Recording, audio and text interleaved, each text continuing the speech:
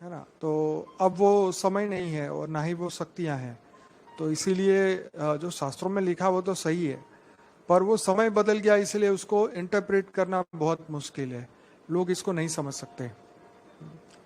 तो जितनी भी चमत्कार की बातें शास्त्रों में लिखी हुई हैं, देवता से रिलेटेड, दानव से रिलेटेड, बापूजी ये भी बता रहे थे कि रावण का जो भाई है मही रावण, वो चिली जहाँ देश है अभी साउथ अमेरिका में, वहाँ पे उनका राज था। फिर उसके रावण के नाना जो थे, नाम भूल गया, तो उनका भी अफ्रीका के अंदर जो राज था। तो ये सभी दानवों के दूसरे यूनिवर्स से आई हुई सभी आत्माएं, वहाँ पर भी ऐसा चलता है। देखिए, उन्होंने सबसे पहले हमारे इस सूर्य मंडल के जो ग्रह हैं उनको तबाह कर दिया उन लोगों ने। हाँ, माल्यवान से, माल्यवान, आई डोंट नो।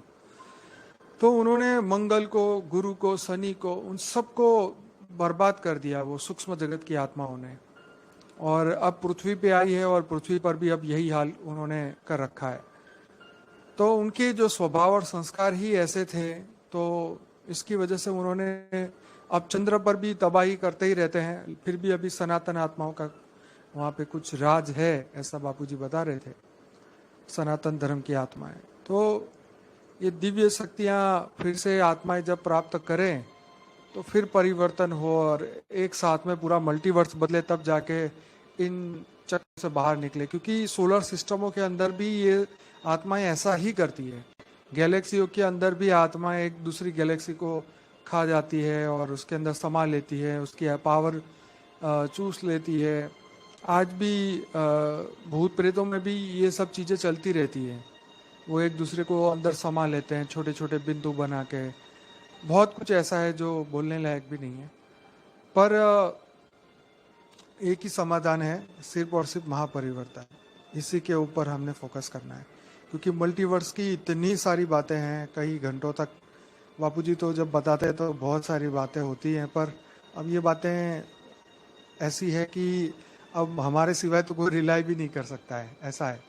क्योंकि हमें तो पूरा फेथ है उनकी हर बात में, क्योंकि उन्होंने कभी भी ऐसी बात, अ, उनके जीवन में स्वार्थ वाला कोई शब्द ही नहीं है उनके जीवन में। वो तो निस्वार्थ पूरे जगत को ये ज्ञान दे रहे हैं, समझा रहे हैं, उनको पावर दे रहे हैं, उनको नया रास्ता बता रहे हैं, मल्टीवर्स को बदलने का रास्ता बता रहे हैं। क्योंकि मंगल और शनि और बुध ग्रह, ये जितने भी ग्रहों में जो हालत हम देख रहे हैं, हर जगह पे देखो। अब गुरु गुरु पे क्या हो रहा है, शनि पे क्या हो रहा है, दिन रात तूफान चलते रहते हैं। पूरे सभी ग्रहों को तबाह कर दिया इन लोगों ने, इतने दूसरे दूसरे सोलर सिस्टम से आके। और यही उनका बिहेवियर रहा और परिवर्तन का कोई ज्ञान नहीं रहा। सभी असुरों ने मिलके एक एक एक एक ग्रह को, सबको तबाह कर दिया इन्होंने। और अब आखिरी ये पृथ्वी है हमारी, पृथ्वी के भी पीछे लगे हुए हैं।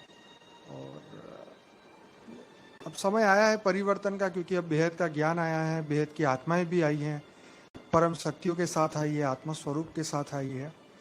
उनके अंदर ये सब कुछ रिकॉर्डिंग है, बस उसको इमर्ज करना है। और ये वीडियो का పరం శాంతి బేహద్ పరివారంలకు ఆత్మిక సోదరి సోదరులకు బాపూజీ దశరథభాయ్ పటేల్ తెలుగు ఛానల్కు స్వాగతం.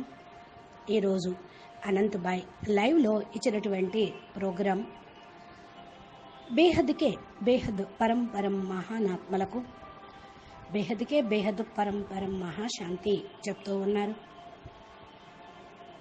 బేహద్ పరం పరం మహానాత్మలందరూ ఇప్పుడు ఒకే ఒక పురుషార్థం చెయ్యాలి.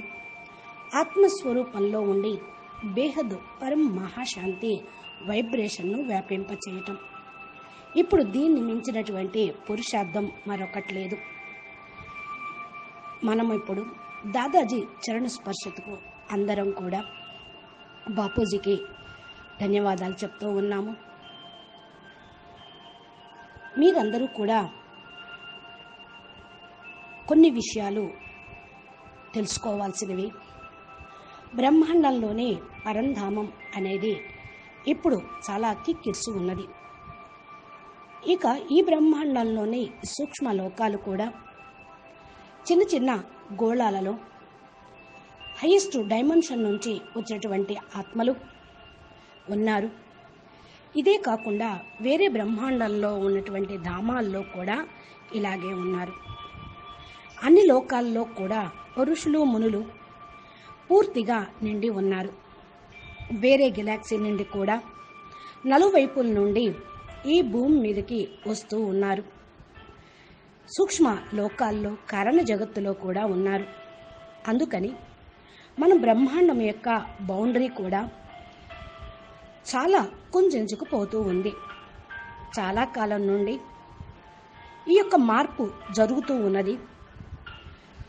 భూలోకం పైన ఉన్నటువంటి బౌండరీలో కూడా ఈ బ్రహ్మాండంలో అనేక చోట్ల సూక్ష్మ వతనంలోనూ ప్రతి చోట కూడా ఎవరి ఏర్పాట్లు వాళ్ళు ఏర్పరచుకొని ఉండిపోయారు.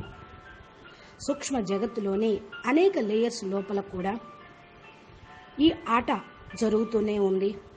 ఇది సూక్ష్మంగా జరిగేటువంటి వండర్ఫుల్ ఆట. అన్నీ కూడా యూట్యూబ్ ద్వారా చెప్పేవి కావు. చెప్పినా అందరికీ అర్థం కాదు. ఏవేవో ఆలోచనలు చేస్తూ ఉంటారు, సంకల్పాలు వదులుతూ ఉంటారు. అవి పైతాకా వెళ్తూ ఉంటాయి. కానీ ఇప్పుడు మన మల్టీ యూనివర్స్లో కూడా అనంత యూనివర్స్ ఉన్నాయి. దీని లోపల కూడా హయ్యర్ డైమెన్షన్ నుండి వచ్చిన వాళ్ళు ఉన్నారు. బేహద్ కళా పరంధామంలో ఉన్నటువంటి చేరుకోవాల్సినటువంటి ఆత్మలు ఈ భూమి మీదకి వచ్చి ఇరుక్కుపోయారు. ఇప్పుడు అటువంటి ఆత్మలకు బాపూజీ జ్ఞానం ఇచ్చి మర్జ్ అయినటువంటి దానిని ఓపెన్ చేస్తూ ఉన్నారు. అనగా వాళ్ళ లోపల అణిచిపెట్టబడినటువంటి జ్ఞానము పైకి తీసుకొని రావటానికి, వాళ్ళ పవర్ని యాక్టివేషన్ చేయటానికి బాపూజీ బేహద్ జ్ఞానం చెప్పారు. బాపూజీ ఇప్పుడు చెప్పినవి మరలా నెక్స్ట్ కొంత సమయం తర్వాత మారిపోతూ ఉంటాయి. ఎందుకు అంటే ఈ యొక్క సృష్టి పరివర్తనాత్మకమైనది. శాస్త్రాల్లో రాసిన మాటలు, విధి విధానం ఇప్పుడు ప్రస్తుత సమయంలో అనగా బ్రహ్మ అర్ధపరార్థం పూర్తయిన తర్వాత లేనే లేవు అని బాపూజీ చాలా విషయాలు చెప్పారు కూడా మనకి. ఫస్ట్ మార్పు అనేది ఉన్నది. అయితే శాస్త్రాల్లో ఇవన్నీ లేవు కదా, రాసినవి ఏవి ఇప్పుడు జరగటం లేదు. ఫర్ ఎగ్జాంపుల్ చూడండి, జంబూ ద్వీపం యొక్క విషయాన్ని ఏదైతే మనం తీసుకుంటామో అది బ్రహ్మ యొక్క ఫస్ట్ పరార్థంలోని విషయం.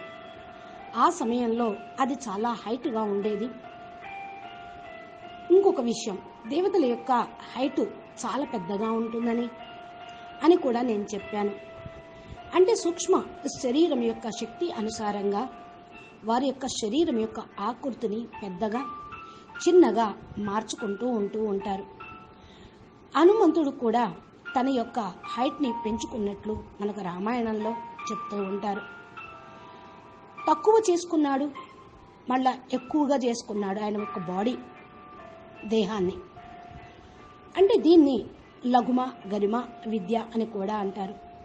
దేవతలకు కూడా ఈ శక్తి ఉన్నప్పుడు వాళ్ళ యొక్క శరీర నిర్మాణాన్ని వాళ్ళు చాలా పెంచుకుంటూ ఉండేవాళ్ళు, తగ్గించుకుంటూ ఉండేవాళ్ళు. ఇప్పుడేమి ఆ శక్తులు లేవు.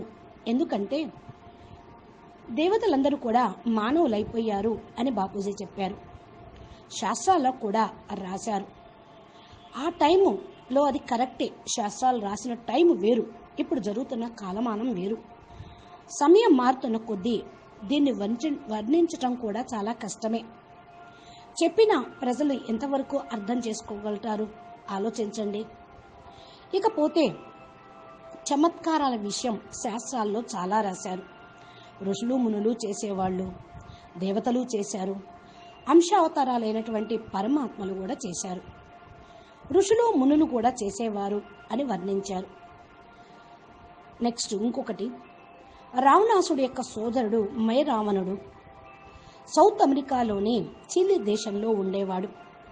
అక్కడ ఆయన రాజ్యం ఉంది అని, వారి తాతగారైనటువంటి మూల్యవాన్ అనేటువంటి ఆయన అక్కడ రాజ్యం ఆఫ్రికాలో జరుగుతుంది అని చెప్పారు.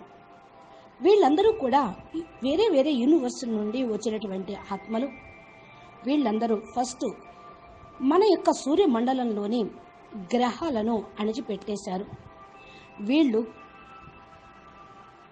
కారణ జగత్తులోను స్థూల జగత్తులోకి వచ్చి మరలా వారి రాజ్యాన్ని స్థాపన చేశారు. ఇక సూక్ష్మ జగత్తులో గురు యొక్క మంగళ గ్రహాన్ని, చంద్ర గ్రహాన్ని కూడా ఆక్రమించుకున్నారు, సర్వనాశనం కూడా చేశారు. తరువాత వీళ్ళంతా భూమి మీదకు వచ్చి అదే పరిస్థితుల్ని ఇక్కడ కలిగిస్తూ ఉన్నారు. వాళ్ళ యొక్క స్వభావ సంస్కారం అలాగే ఉంటుంది. అందుకని ఇక్కడ అలాంటి వ్యవహారమే చేస్తూ ఉన్నారు. చంద్రమండలం పైన కొంత సనాతన దేవతా ధర్మం రాజ్యం ఉన్నది అని బాపూజీ చెప్తూ ఉన్నారు. దివ్య శక్తులు గలటువంటి ఆత్మలు మరలా వారి యొక్క శక్తుల్ని ఇప్పుడు పొందితే ఆత్మలు పరివర్తన చెందుతారు. ఒకేసారి మల్టీ యూనివర్స్ను కూడా మార్చేయవచ్చు. బ్రహ్మాండాల నుండి, గెలాక్సీల నుండి, యూనివర్స్ నుండి వారందరూ కూడా బయటపడగలరు. గెలాక్సీలోనూ యూనివర్సుల్లోనూ హయ్యర్ డైమెన్షన్ నుండి వచ్చినటువంటి ఆత్మలు ఉన్నారు. ఒక సోలార్ సిస్టమే కాదు, ఇలాంటి సోలార్ సిస్టంలు అనంతంగా ఉన్నాయి. బ్రహ్మాండం ఇంకొక బ్రహ్మాండాన్ని, గెలాక్సీ ఇంకొక గెలాక్సీని అంతరిక్షంలో ఢీకొంటుంది అని కూడా చెప్తూ ఉంటారు. అయితే ఇవన్నీ కూడా జరుగుతున్నాయా అనే డౌట్ రావచ్చు. అయినప్పటికీ కూడా ఇవన్నీ కూడా జరుగుతూ ఉన్నాయి అని బాపూజీ అన్నారు. ఒక గెలాక్సీని ఇంకో గెలాక్సీ యజమాని తన పవర్ని పీల్ చేసుకుంటూ ఉంటారు. ఇంకో బ్రహ్మాండం అంటే ఎక్కువ పవర్ గల బ్రహ్మాండం తక్కువ ఇప్పుడిప్పుడే పుట్టినటువంటి బ్రహ్మాండాన్ని అబ్జర్వ్ చేసుకుంటూ ఉంటుంది. ఇది బ్లాక్ హోల్గా అవుతూ ఉంటుంది. ఇలాగా అధిక శక్తి ఉన్నటువంటి వాళ్ళు తక్కువ శక్తి ఉన్న వాళ్ళని లాగేసుకోవటం అనేది జరుగుతుంది. ఇంకా ఇలాంటి సంస్కారమే భూమి మీద కూడా నడుస్తూ ఉంది. భూత ప్రేతాలు కూడా చేస్తూనే ఉన్నారు. కాబట్టి ఇలా జరుగుతూ ఉంటాయి. ఇవి ఎంత చెప్పినా కూడా ఎంతవరకు అర్థమవుతుంది అనేటువంటి విషయాన్ని అవగాహన చేసుకోవాలి. ఈ విషయాలను మనం తప్ప ఇంకెవరూ రియలైజ్ చేసుకోలేరు. ఎందుకంటే బాపూజీ చెప్పిన ప్రతి ఒక్క మాట పైన మనకు నమ్మకం ఉంటుంది.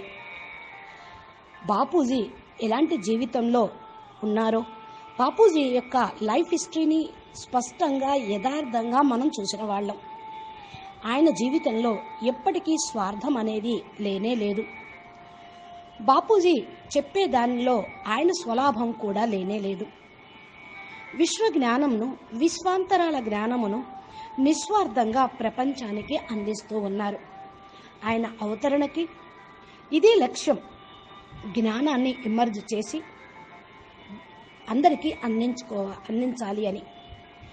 కాబట్టి మనం ఇది తెలుసుకున్న వాళ్ళం కాబట్టి అర్థం చేసుకుంటూ ఉంటాం. మనకు బాపూజీ సరైన మార్గం కూడా చూపిస్తూ ఉన్నారు, పవర్ కూడా ఇస్తూ ఉన్నారు. కనుక మనం పురుషార్థంలో ఉన్నాం. ఇప్పుడు మంగళ గ్రహం, శని గ్రహం, బుధ గ్రహాన్ని ఎన్నైతే ఉన్నాయో వాటిపైన కూడా ఏమేం జరుగుతుందో మనకు బాపూజీ చెప్తూనే ఉన్నారు. గురు గ్రహం పైన ఏం జరుగుతుంది అనేది కూడా చెప్పారు.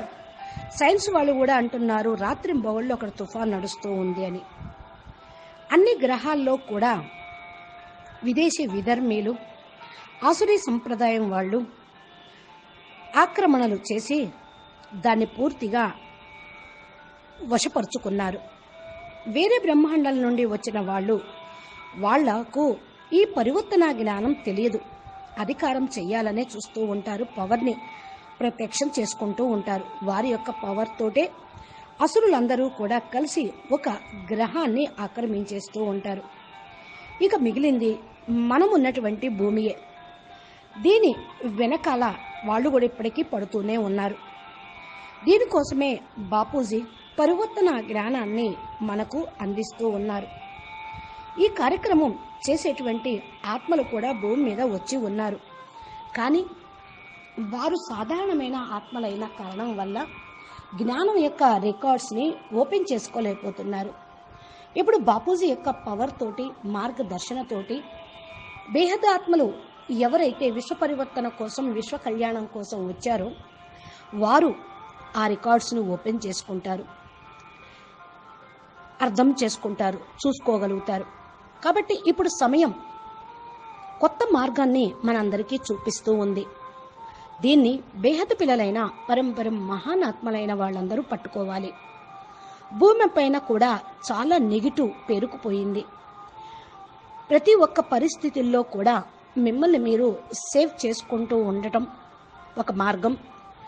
ఇంకొకటి పరం లైట్ను ధారణ చేయటం, పరం లైట్ ఆరాని వేసుకోవటం, పరం శాంతి వైబ్రేషన్స్ తోటి పరం శాంతిని వ్యాపింప చేయండి. భూమిపైన మనుషులు తప్పనిసరైనటువంటి గత్యంతరం లేక భూమి మీద జీవించలేక, ఇష్టం లేక ఉంటూ ఉన్నారు. కర్మ బంధనాలు కూడా చాలా ఉన్నాయి. కారణం వల్ల వాళ్ళు దీన్ని వదిలించుకొని వెళ్ళలేకపోతూ ఉన్నారు. మృత్యు ఒక్కటే అందరినీ వదిలిస్తుంది. దీని కొరకే మనం ముందుకు వెళ్ళటం కోసమే, ముక్తి జీవన్ముక్తి ఇవ్వటం కోసమే బాపు మనకు మార్గాన్ని చూపించారు. ఇటువంటి విపత్తు పరిస్థితుల్లో కొంచెం ధైర్యం పెట్టుకొని పురుషార్థం చేయండి. పరిస్థితులు సమయం అనుసారంగా మారిపోతూనే ఉంటాయి. పరం శాంతి సంకల్పాలతోటి పరివర్తన సంకల్పం చెయ్యండి. ఇది తప్పకుండా పని చేస్తూ ఉంటుంది. రిజల్ట్ కూడా చాలా చక్కగా వస్తూ ఉంటుంది. ఎందుకు అంటే ప్రస్తుత సమయంలో బేహదాత్మలందరూ మేల్కొని ఉన్నారు. సమయము వారికి అదే విధంగా అనుకూలంగా ఉంది. సంకల్పాన్ని కూడా చేస్తూ ఉన్నారు. అలాగే మీరందరూ మీ యొక్క బేహద్ శక్తులను జాగృతం చేసుకోండి. ఎక్కువలో ఎక్కువగా పాజిటివ్గా ఉండండి. పాజిటివ్గా ఉండటానికి అభ్యాసం చేయండి. ఇది చాలా చాలా ఇంపార్టెన్స్, అతి ముఖ్యమైనది. కనుక అందరూ పాజిటివ్గా ఉండే పురుషార్థం చెయ్యండి. మనసుని కంట్రోల్ చేసుకుంటూ ఉండండి. ఆత్మశక్తిని పెంచుకోండి. సమయం దొరికినప్పుడల్లా, అవకాశం ఉన్నంత వరకు తమను తాము పరం లైట్ స్వరూపంగా చూసుకోండి. ఆత్మలైన మిమ్మల్ని మీరు సురక్షితంగా ఉంచుకోండి. బేహద్ పరివర్తన జరిగేదే ఉంది, ఆ స్థానానికి చేరుకునేదే ఉంది. అచ్చా, బేహద్కే బేహద్, పరం పరం పరం మహాశాంతి హై, మహాశాంతి హై, మహాశాంతి హై. బాపూజీ చెప్పేటువంటి ఈ యొక్క జ్ఞానమును మీరు ఇంకా ఇంకా తెలుసుకోవాలి అంటే మా ఛానల్ని సబ్స్క్రైబ్ చేస్తే మీకు సెల్ ఫోన్లో, యూట్యూబ్లో నోటిఫికేషన్స్ వస్తాయి. బెల్ బటన్ని ప్రెస్ చేసినప్పుడే. మీకు ఈ వీడియో నచ్చినట్లయితే లైక్ చేయండి. మీ జీవిత లక్ష్యాన్ని పెంచుకోవటానికి, అందరికీ కూడా సేవ చేయాలి అంటే షేర్ చేయండి. అచ్చా, పరం శాంతి. నమస్తే, ధన్యవాదాలు. పరం శాంతి. బేహద్ పరివారం.